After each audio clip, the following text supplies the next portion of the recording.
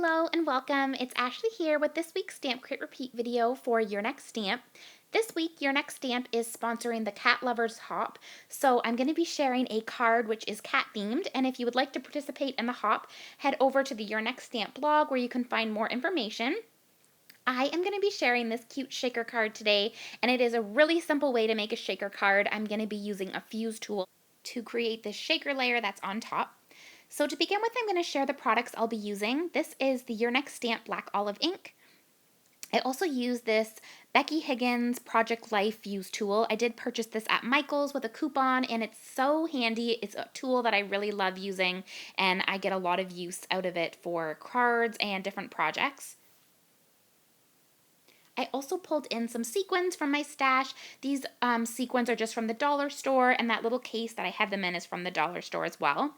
This is the Doodlebug Dragon Tales paper pad. It's a really cute paper pad that's from a while ago, but it has some really nice blues and greens in it, and I just love these color tones for this card. And for the stamp set, I use this Your Next Stamp birthday surprise set. I use this cat image here with all the little cats jumping out of the present, and I use the sentiment celebrate with smiles and cake. And there is also coordinating dies I used for the cat stamp there as well. This is the washi tape die set, and this is a really nice way to put the sentiments on your cards, and it just goes right there on the front. I also use this die. This is the stitched rectangle die set, and I use the largest and second largest size dies. All the products that I shared will be in the description box below, and you can find them over in the Your Next Stamp store. So let's get started, and I'll share with you how I made my card. To begin with, I'm going to stamp out this little cat image. It's a really nice size. It's a nice big size, and I'm going to use the Your Next Stamp Black Olive ink, and the paper that I'm using is the Recollections 65-pound cardstock. I love how detailed this image is, and these little cats are so sweet popping out of the present. For the coloring, I'm going to be using my Copic markers. I've pulled out some blues and greens that will match that Doodlebug paper that I'm using. To begin with, I'm going to do a green color combo on the ribbon for the present in YG06. And I've had a few questions about where I purchase my Copic markers.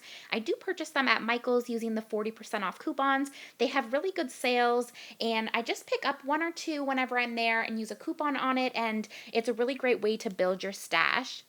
The next green color that I'm using is YG03. And then I'm going to blend that out with YG00. And I did miss one little spot there, so I went back in with the darkest color.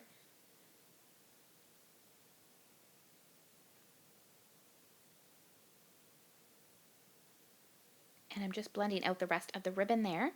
I tried to pick colors that matched that Doodlebug paper pad. One of my favorite ways to find inspiration for color tones is to take a gumdrops pack or a paper pad and really pull in the colors that are on that specific paper. And it just helps me really pick a color combo that goes together, and I just really love these blues and greens. They just really popped, and I think it's a really nice masculine card, or even for a girl, but I think this would be a really cute card to tuck away for like my brother or my husband. For the next color, I'm going to be doing some blue, and I'm going to do the present for this part. I'm going to use B05. This is a really nice blue color combo.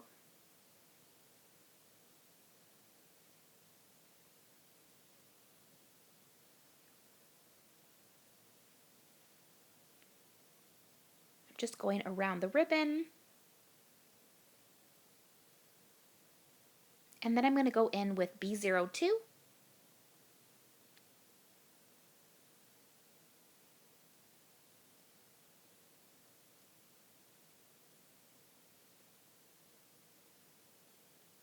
And then I'm going to go in with B00 and blend that out. I don't actually have any cats. I do have two dogs. I have two Chihuahuas, Daisy and Diego. I have a black Chihuahua, that's Diego, and my Chihuahua that's white is Daisy.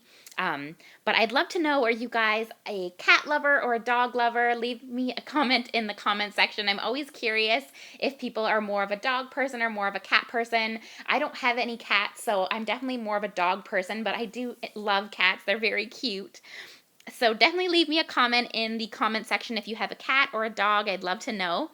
I did use G05, and then I'm blending that out with YG13. Then I'm going to do some blue for inside the little heart, and I'm using B28. And then I go in with a lighter blue, which is B24. Then I go back in with the darker color. I like to do that with my Copic markers, go back in with the darkest color, because it really just shows a nice contrast between the colors there, and it shows the blending a lot nicer. For the next blue color, I'm using BG15 and BG10.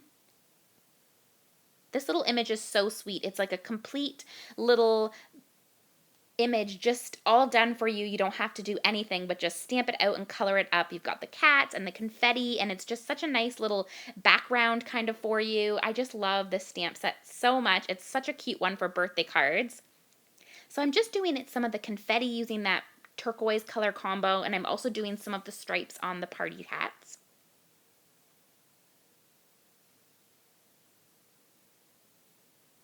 And because it does just have a heart and says joy on the flag, this is definitely a stamp set that you could use for other types of celebrations. It definitely wouldn't have to be a birthday party. This could be for New Year's if you wanted. You could color it up in some golds and some silvers and use some stickles and glitter.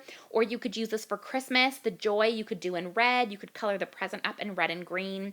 One thing about stamp sets that I really like is when I'm picking out a stamp set to purchase, I like to think about how much I'm going to use it, if it can be used for different holidays. I love to get holiday themed stamps. If it's for Christmas, I'm obsessed with Christmas stamps.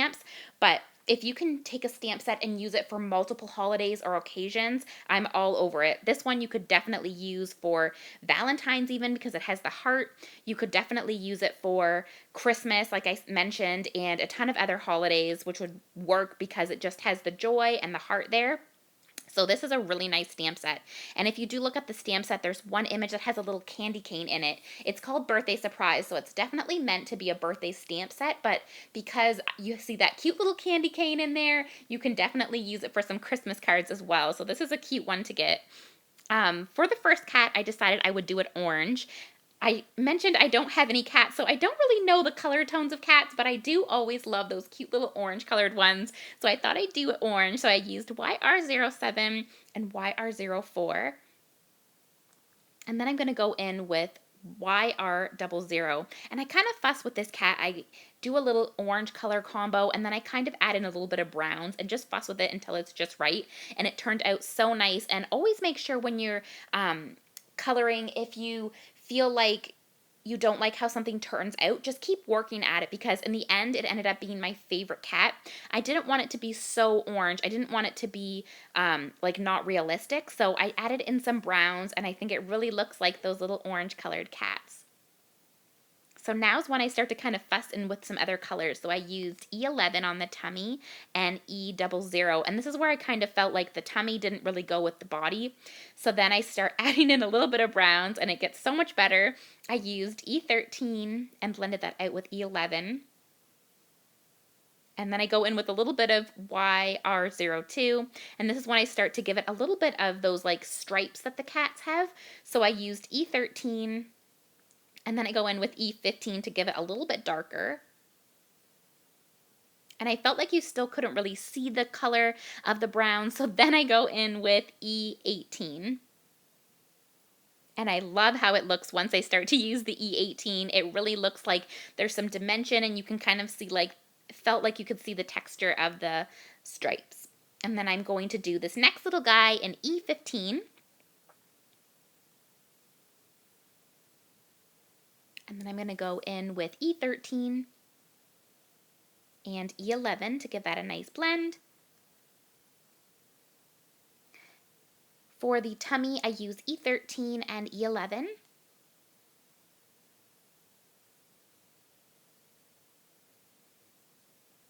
and then E00.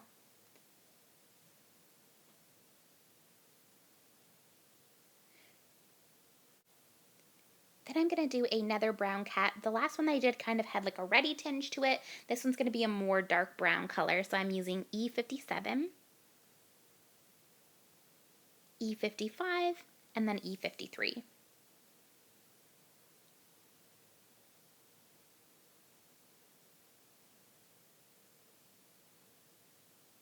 And then I go back in with the E57, and I added a little bit of texture going in so it looked like fur. For the last cat, I'm going to do gray color tone. It's with C4, C2, and then I go in with C0.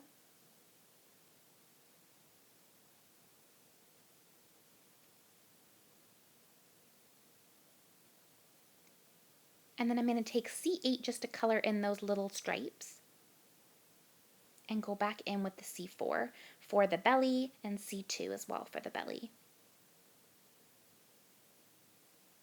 And then I remembered that I had to do that little brown cat's tummy, so I went in with E53 and E55. Now I'm just taking a black jelly pen to color in their eyes and also color their little nose.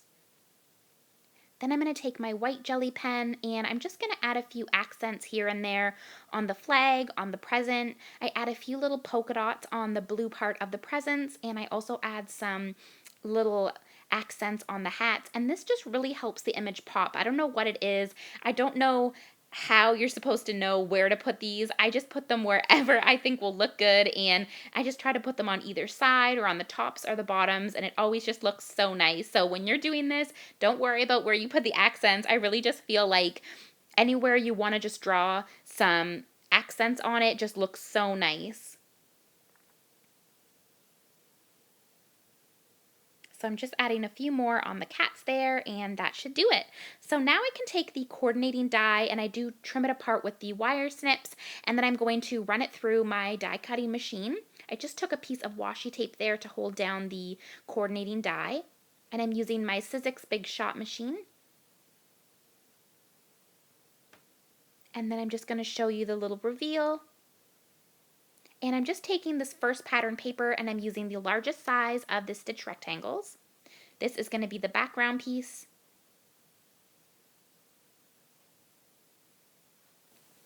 The second paper I'm going to cut out with the second size of stitch rectangle.